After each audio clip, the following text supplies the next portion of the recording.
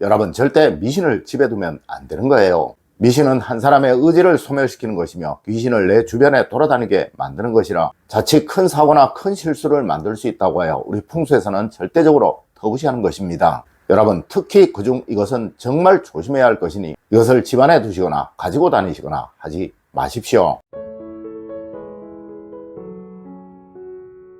여러분, 안녕하세요. 이정민입니다. 여러분, 세상 모든 것은 정도가 있고 사도가 있는 거예요. 네, 여러분들이 잘 알고 계시는 삼재라는 것도 원래는 삼원이라는 것, 즉 하늘과 땅과 사람으로부터 기운을 얻는 수단이라는 것을 나쁜 사람들이 삼재라는 것, 즉 하늘과 땅과 사람으로부터 재앙을 받는다라는 것으로 바꾼 것이라는 거죠. 맞습니다. 원래 사람은 좋다라고 하면 돈을 쓰지 않고 또 나쁘다, 불행을 얻는다라고 하면 돈을 잘 쓰기 때문에 그렇게 한 거예요. 아마 여러분들도 삼재가 들었니 뭐니 하면서 부적도 쓰고 그 외에 다른 방법들도 많이들 하고 계실 거예요. 네, 이것 때문에 수많은 미신들이 생겨났고 엉터리 술사들은 학문적인 사주학, 풍수학, 궁합 같은 것들보다 이런 엉터리 미신적인 방법들을 이야기하는 것입니다. 첫 번째로 여러분, 부적에 관한 이야기입니다. 아마 여러분들 중에 부적 한두 번 써보신 분들 많을 것입니다. 그리고 가족 중 누군가 가지고 다니라고 해서 가지고 다니셨던 분들도 있을 거예요.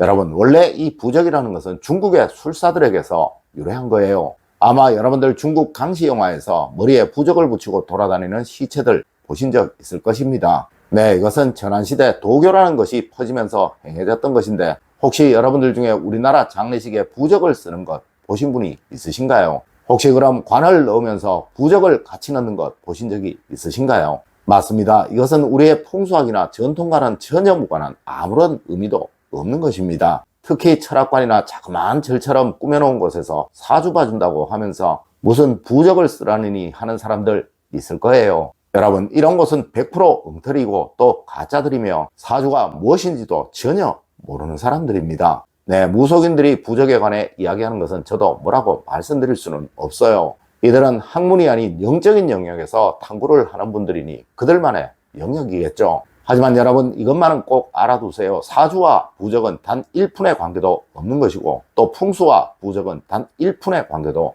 없는 것입니다. 여러분, 행여 이런 엉터리 사이비들에게 속아 귀한 돈 쓰는 일 없도록 하세요. 그것은 귀신과 관계되는 것이라 절대 여러분에게 그 어떠한 득도 되지 않으며 자칫 이것이 큰 사고나 큰 불행을 불러올 수도 있다는 거예요. 두 번째로 여러분, 소금단지에 관해서 참 많은 분들이 말씀을 하시던데요. 소금단지에 관한 이야기입니다. 여러분, 이것은 제가 이미 여러 번 말씀을 드렸지만 소금을 뿌리는 것, 또 소금이 액을 막는다고 하는 것, 이런 것은 일본에서 유래를 한 거예요. 네, 일본은 소금이 아주 흔한 것이고 또 아무런 가치도 없는 것이었습니다. 하여 재수없는 사람에게 소금을 뿌리는 것은 액을 막는다는 의미보다 이런 소금보다 가치없는 놈, 이런 가장 쓸모없는 놈이라는 비난의 의미로 행해졌던 것입니다. 그리고 지금도 일본에 가면 유명한 식당들에서 입구에 소금을 담은 작은 병들을 걸어두는데 이는 원래 소금보다 가치 없는 사람은 오지 마라 라는 의미로 걸어두었던 거예요. 맞습니다. 일본에서 소금은 전혀 가치 없는 것을 나타낼 때 사용되었던 것이라는 거죠.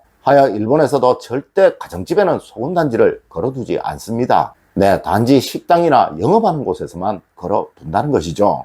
하지만 여러분, 과거 우리는 이 소금을 돈으로 사용을 했었습니다. 이 소금을 얻기 위해 전쟁까지 했을 만큼 아주 귀한 것이었고 또 나라에 기근이 들면 구황식품으로 사용을 했을 만큼 아주 귀한 것이었다는 거죠. 여러분, 소금단지를 현관에 두시는 것, 또 부엌에 두시는 것은 우리 집은 정말 가치 없는 집이라는 것을 말하는 것이고 또 운도 없고 복도 전혀 없는 쓸모없는 집이라는 것을 말하는 거예요. 네, 여러분의 집이 진정 이런 집이 되기를 원하신다면 현관에 소금단지를 두십시오. 세 번째로, 집안에 동전을 던져두면 어떻다라고 하는 이야기들입니다. 여러분, 돈은 절대 바닥에 두면 안 되는 것이라고 하였습니다. 그리고 우리에게는 티끌모아 태산이라는 말도 있었고 또한 한 푼을 소중히 여기는 마음이 항상 강조되곤 하였었습니다. 네, 어떤 식이든 돈을 던져두는 일, 함부로 하는 일은 금기였다는 것이죠. 하지만 간혹 유튜브를 보면 침대 아래, 소파 아래 동전을 던져두라는 분들이 있습니다.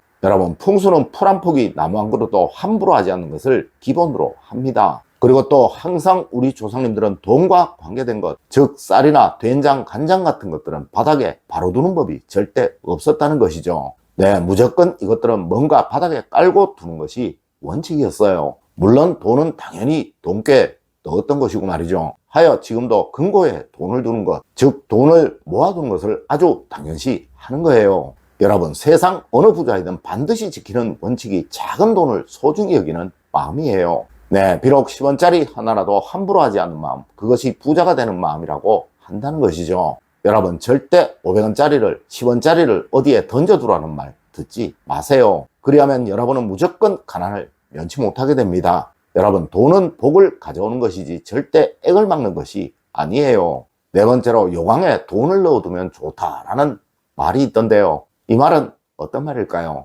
여러분, 요강은 버리는 것, 즉 오물을 담아두는 곳이에요. 네, 여러분의 집에 있는 휴지통과 같은 의미의 것이라는 거죠. 맞습니다. 제가 항상 강조를 드리는 것이 바로 이 휴지통이죠. 여러분, 돈을 요강에 넣어두는 것은 버린다는 의미를 가지게 되는 거예요. 네, 돈을 버리는 사람, 즉 함부로 하는 사람에게는 절대 돈복이 붙지 않는다는 것이죠. 하여 돈을 넣어두는 곳, 지갑을 항상 깨끗이 하라라는 말도 하는 것입니다. 여러분, 절대 이런 거짓말, 쓸데없는 말들에 현혹되지 마세요. 그것은 풍수에서 말하는 가난해지는 조건에 해당이 되는 것입니다. 네, 이런 사람은 평생을 가난하게 돈 걱정을 하며 살 수밖에 없게 된다는 것이죠. 다섯 번째로, 집에 향을 피우면 좋다라고 하는 이야기입니다. 여러분, 명절이 되어 제사를 지낼 때 향을 피우죠. 그리고 또 제사를 지내기 전에 잠시 문을 열어두죠. 이것은 집안으로 조상님들의 혼령이 들어오도록 해드리기 위해서 그러한 거예요. 네, 이날은 혼령들 각자가 자기들 후손들에게 다 가야 하기에 다른 집에 갈 여력이 없는 날입니다. 하지만 이것이 평소라면 이야기는 완전히 달라지는 거예요. 맞습니다. 이것은 귀신을 내 집으로 불러들이는 것이고, 이렇게 되면 항상 여러분들은 혼령들과 같이 생활을 하실 수밖에 없게 된다는 것이죠. 여러분, 절대 이런 짓 하지 마세요. 이렇게 되면 언제든 여러분은 큰 사고를 당하실 수밖에 없고 또 큰 불행을 얻게 되실 수밖에 없게 됩니다. 물론 이것은 현대의학적으로도 폐암을 유발하는, 절대로 해서는 안 되는 행동입니다. 여러분, 과거 신성일 선생님의 사망 원인이 이것 때문이다 라는 이야기도 있었었죠. 여섯 번째로, 달마도에 관한 이야기입니다. 네, 제가 벌써 이 말씀은 몇 번이나 드렸었죠. 여러분, 달마도는 그냥 종교적인 하나의 그림이지 절대 그것이 무슨 대단한 영험을 발휘한다는 것은 거짓이에요. 네, 간혹 수맥에 좋다느니 집에 불행을 막는다느니 해서 이것을 절에서 비싼 돈을 주고 사오시는 분들이 있으시던데요. 물론 이것은 풍수와 전혀 상관이 없습니다. 그리고 수맥과도 전혀 상관이 없는 것이고요. 네, 이런 것을 종교적인 의미로 집에 두시는 것은 전혀 상관이 없으나 무슨 비방의 목적으로 걸어두시는 것은 단 1푼의 가치도 없다는 것 꼭 알아두시길 부탁드립니다. 여러분, 오늘은 대표적인 미신에 관해서 이야기를 해드렸습니다. 오늘 제가 알려드린 이야기 여러분들 꼭 명심하셔서 다시는 이런 것에 현혹되지 않는 여러분이 되시길 부탁드리며 오늘의 이야기를 마치도록 하겠습니다. 늘 올바른 학문과 올바른 지식을 여러분들께 전하도록 노력하겠습니다. 여러분 긴 시간 감사드립니다. 감사합니다.